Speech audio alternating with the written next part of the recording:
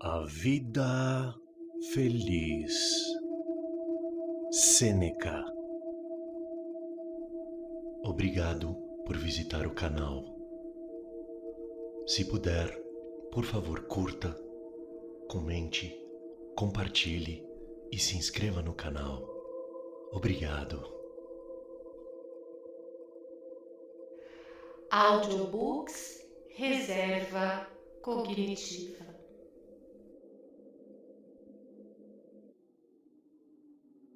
A força dos preceitos. Parece haver uma afinidade tão próxima entre sabedoria, filosofia e bons conselhos, que é mais uma questão de curiosidade do que de lucro dividi-los. Filosofia sendo apenas uma sabedoria limitada, e bons conselhos, uma comunicação dessa sabedoria para o bem dos outros, bem como de nós mesmos, e para a posteridade, assim como para o presente. A sabedoria dos antigos quanto ao governo da vida não era mais do que certos preceitos. O que fazer e o que não fazer.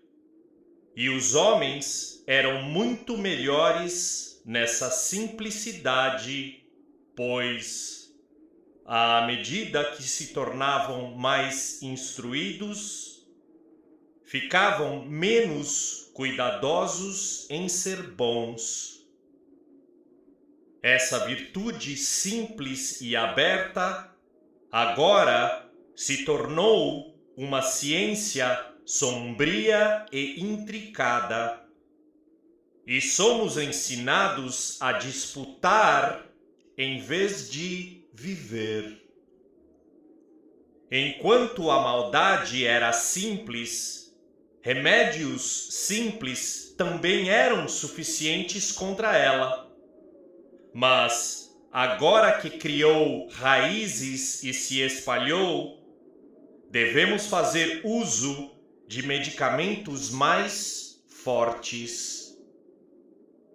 Existem algumas disposições que abraçam as coisas boas assim que as ouvem, mas eles ainda precisarão ser acelerados por aconselhamento e preceitos. Somos precipitados e ousados em alguns casos e vagarosos em outros, e não há supressão de um humor ou aumento do outro, mas pela remoção de suas causas, que são, em uma palavra, falsa admiração e falso medo. Todo homem conhece seu dever para com seu país, seus amigos, seus hóspedes. E ainda quando ele é chamado a desembainhar sua espada por um deles, ou trabalhar por outro, ele se encontra distraído entre suas apreensões e seus prazeres. Ele sabe muito bem o dano que ele faz à sua esposa ao manter uma prostituta. E, no entanto, sua luxúria o domina, de modo que não é suficiente dar bons conselhos, a menos que possamos tirar o que impede o seu benefício. Se um homem faz o que deve fazer, nunca o fará constante ou igualmente, sem saber por que o faz. E, se for apenas por acaso ou hábito, aquele que se sai bem por acaso também pode fazer o mal do mesmo modo. Além disso, um preceito pode nos guiar para o que devemos fazer, e ainda assim falhar na maneira de fazê-lo.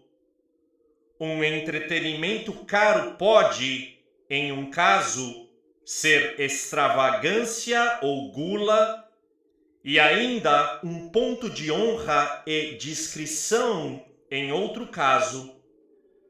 Tibério César recebeu uma enorme tainha de presente, a qual ele enviou ao mercado para ser vendida.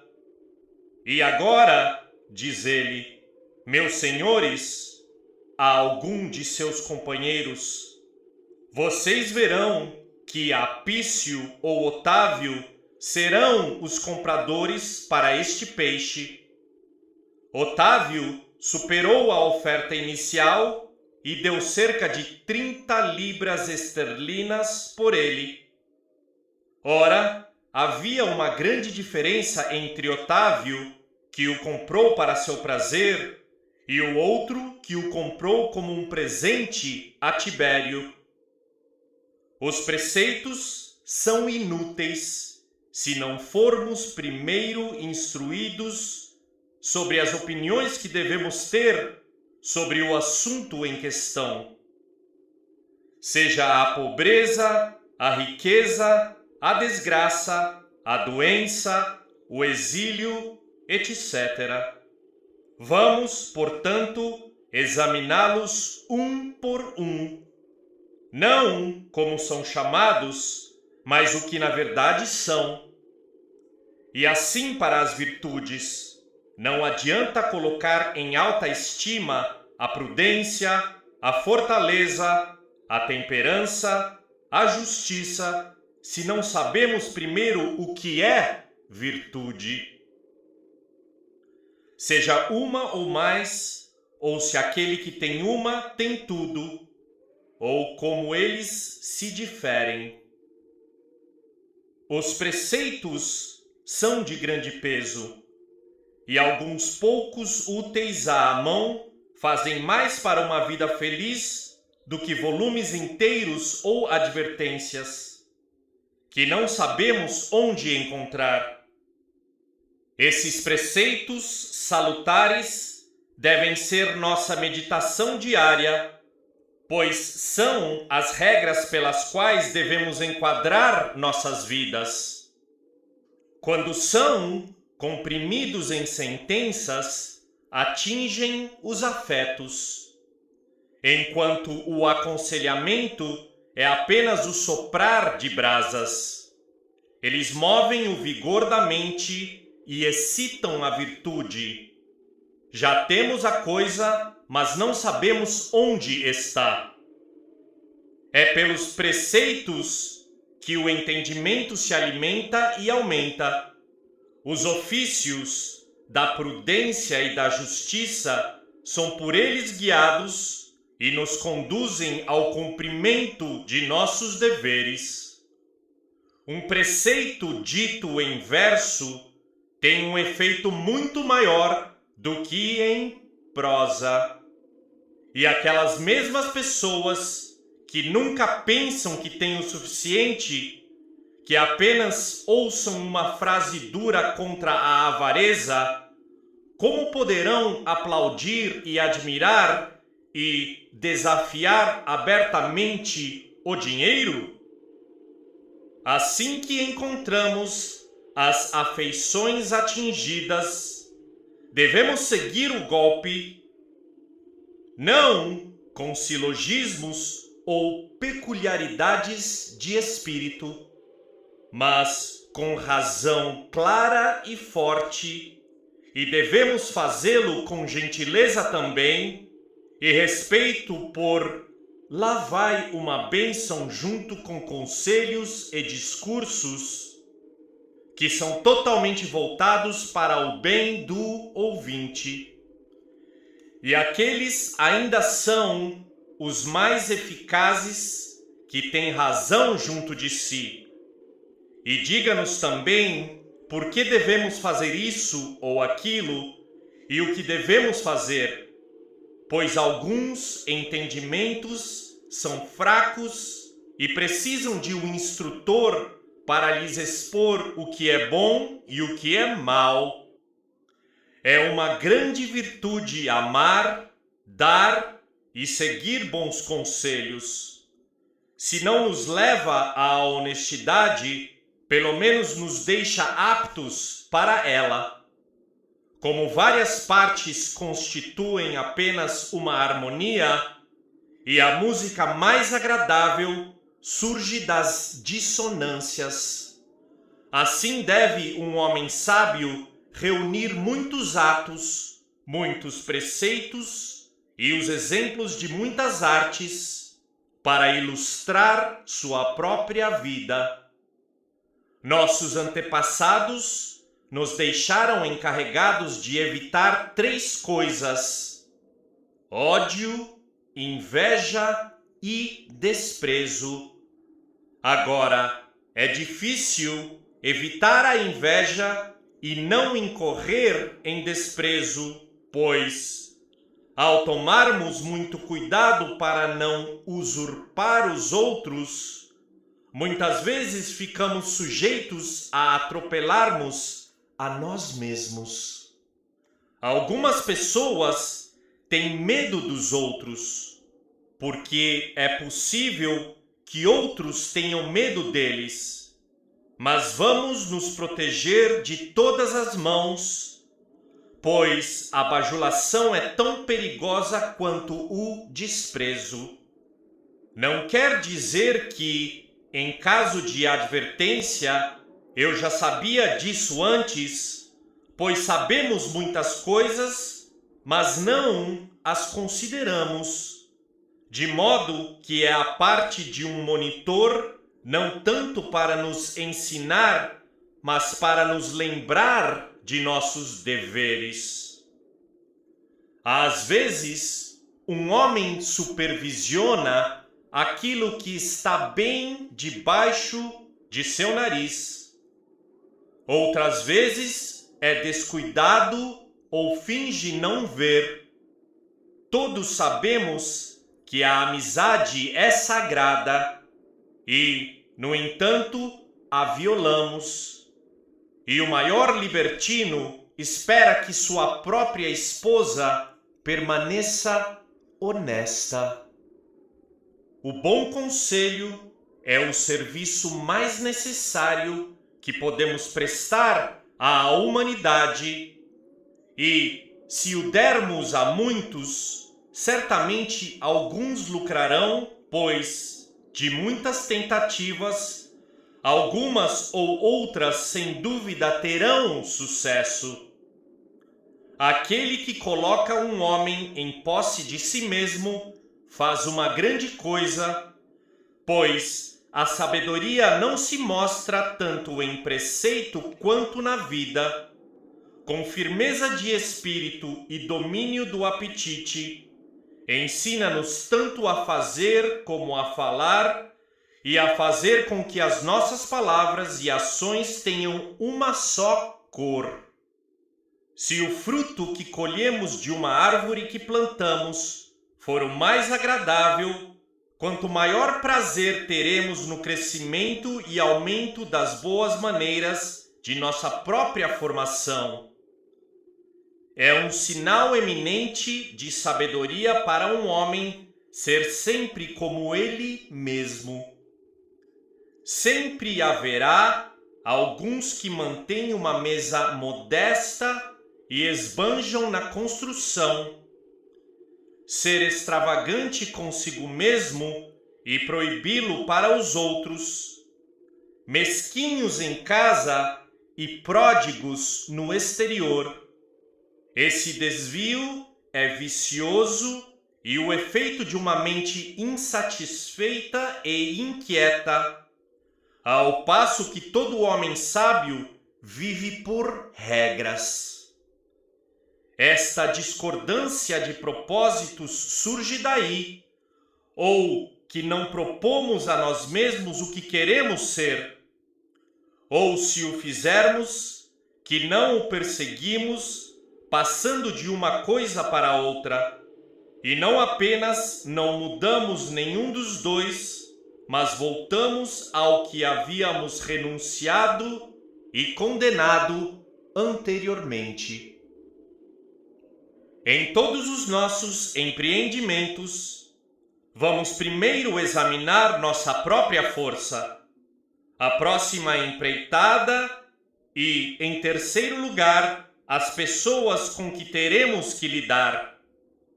O primeiro ponto é o mais importante, pois tendemos a nos supervalorizar e intuir que podemos fazer mais do que realmente podemos.